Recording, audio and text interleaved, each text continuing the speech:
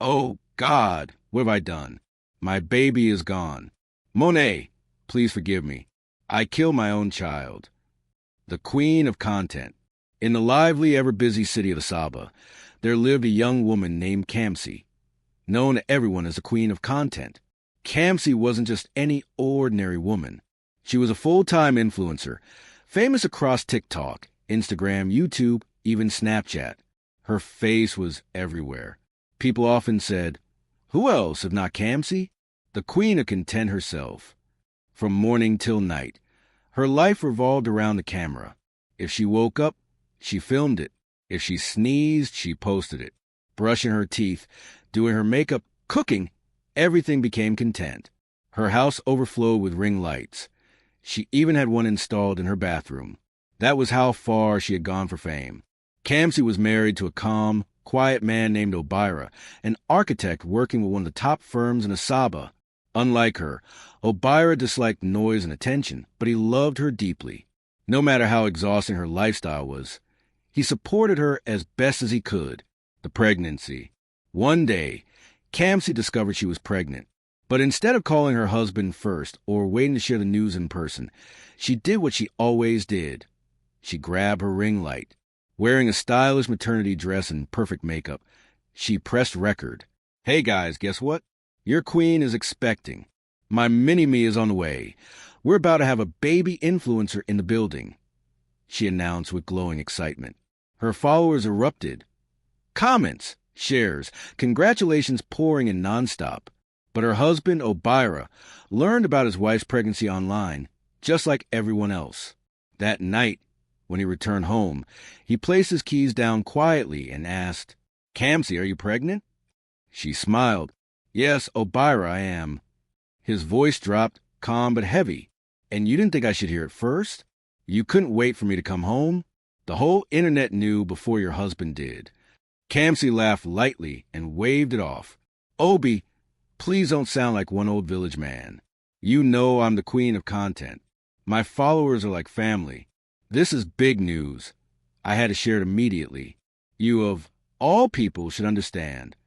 Obira looked away, sighed deeply, and walked into the room without another word. From that day forward, the pregnancy became a full-blown reality show. Every morning, Kamsi would pick up her phone, beam into the camera, and say, "Hi guys, welcome back to my channel.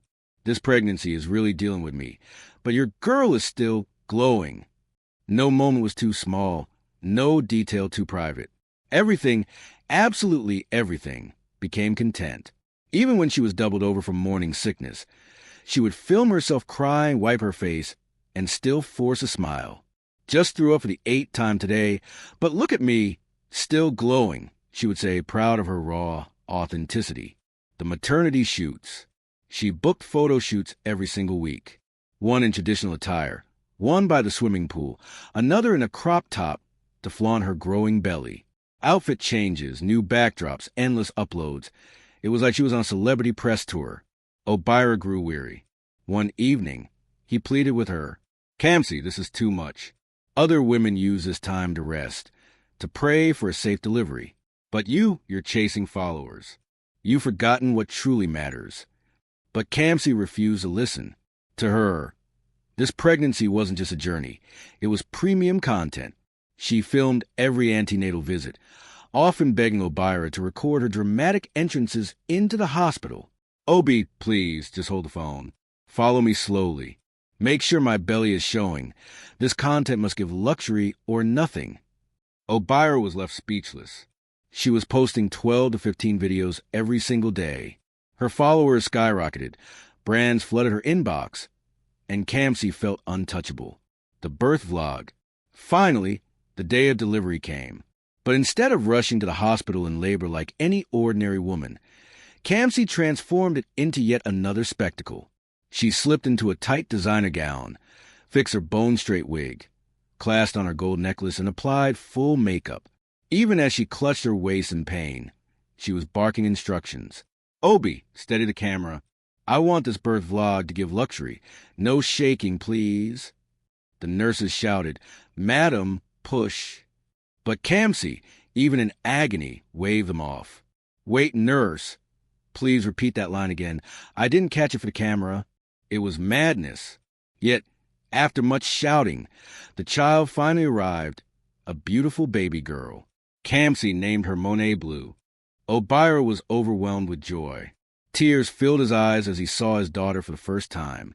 But before he could even hold her properly, before the nurses could clean the newborn, Kamsi had already snatched up her phone. Hi, fam. Baby Monet Blue is here. The newest baby influencer in town has landed, with just one push. And that was how the life of little Monet began, in front of a camera, the first photo shoot. Barely 2 days after delivery, Kamsi had already booked her baby's first photo shoot. A 3-day-old child was dressed like a fashion doll. Designer outfits had been imported from America, Gucci, Fendi, glittering lace. In one shoot, Monet wore 3 different looks. A Gucci 2-piece, a pink outfit with tiny sunglasses, and a green stone gown with a miniature purse. Obira was horrified. Kamsi, this baby is only 3 days old. Can't you let her rest? Must everything be posted online? But Kamsi brushed him off. Obi, please, not today. My followers are waiting for the face reveal. This shoot must be perfect. I want her to trend. That very day, she opened an Instagram account for Monet. Within a week, the newborn had over 20,000 followers. But things only grew worse. Kamsi turned her daughter into a moving mannequin. Every corner of the house became a set. She would change the baby's outfits 5 times a day just to capture different vibes. If Monet sneezed, she posted it. If Monet smiled, she posted it.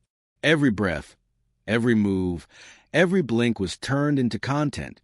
At first, her followers were amused. Then, they started to get uncomfortable. She crossed a line. One day, when baby Monet was just 3 weeks old, Kamsi did the unthinkable. She invited one of Lego's top celebrity hairstylists to Asaba to braid her newborn daughter's hair.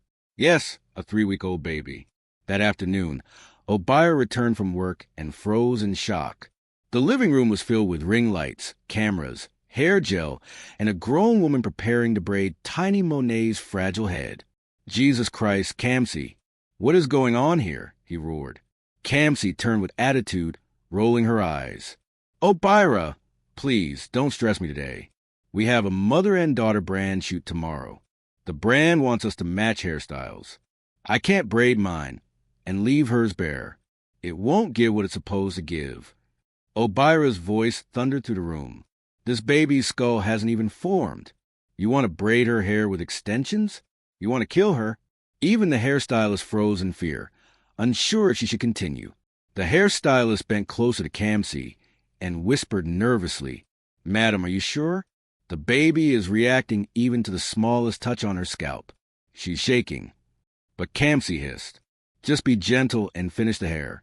She's a star. She has to learn from small. The baby cried and cried. Her tiny voice echoed through the house.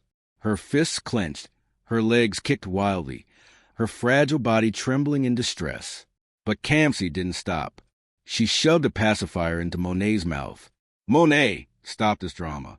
You're trending tomorrow. I need that perfect photo. After nearly an hour of torment, the braids were finally done.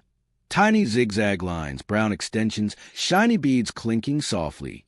But Monet's scalp was red, and her face was swollen from so much crying. Still, Kamsi was proud. She grabbed her phone, posed her daughter, and posted, Who says newborns can't slay? My princess is booked and busy. Don't play. The internet went wild. But this time the comments weren't praise. Is this baby even up to a month? What kind of mother does this? This is child abuse. Yet Kamsi ignored them. She was focused on the big brand shoot the next day. The shoot that never happened. That morning, she bathed Monet carefully and dressed her in a bright yellow lace gown. She placed the baby gently on the bed, then rushed to her own room to fix her makeup. She wanted them to twin in the video, mother and daughter, slaying side by side. But when she returned to pick up her baby, Monet wasn't moving. Monet, she called quickly. Monet, baby, wake up. She shook her gently. No response. Her heart stopped. Obira, something is wrong with our baby. Obira dashed in, took one look at his daughter, and screamed, "Jesus Christ, she's not breathing properly." "Kamsi, what did you do?" Panic tore through the house. They wrapped the baby in a cloth and rushed straight to the hospital, the emergency unit. Inside, nurses snatched the baby from their hands. Obira stood frozen in shock, unable to move. Kamsi paced the corridor, her hands trembling, tears streaming down her face. Minutes felt like years. Finally, the doctor stepped out, removed his glasses slowly, and said the words that shattered their world. "I'm sorry. We tried everything, but she didn't make it." Kamsi let out a piercing scream. "No. Please, no. Don't say that. Let me see her, please. Let me hold her." The nurses brought out Monet, wrapped gently in a small white cloth.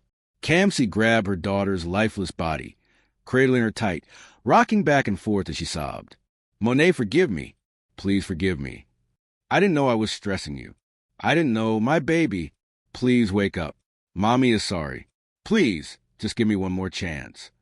Kamsi collapsed on the hospital floor, rolling and wailing like a mad woman. The pain was too deep for words. But Obira stood silently in the corner. He had warned her. He had begged her.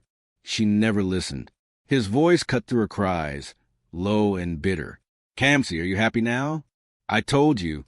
I warned you. But you turned our child into a puppet, and now she's gone." He turned and walked away. This time, he didn't look back. The aftermath. That same week, the internet exploded. News spread like wildfire. Popular influencer's baby dies after being overexposed to social media. Hashtag Justice for Monet trended nationwide. People were furious. They dug up all of Kamsi's old videos, the braiding, the newborn in designer clothes, the crying baby forced into tight outfits. They compiled everything, tagged the authorities, and demanded justice. Within 3 days, Kamsi was arrested. She was charged with negligence and child abuse. In court, she appeared in all black. No makeup, no wig, just a wrapper around her body and a swollen face soaked in tears. She wept like a child before the judge. But the law did not pity her. Her husband, Obira, filed for divorce that very month. He said he could no longer continue with her. Her social media pages were deleted. The brands that once fought to work with her dropped her instantly. The same face that once shined across timelines vanished overnight. No one heard from her again. And that was how the queen of content lost everything. Her fame, her family, and most painfully, her child. The lesson: your child is not your content. Your baby is not your brand. Do not be so desperate to impress the world with a perfect life that you forget to protect the fragile life God has placed in your care. Because some mistakes can never be undone. And when the camera goes off, it will be just you and your regret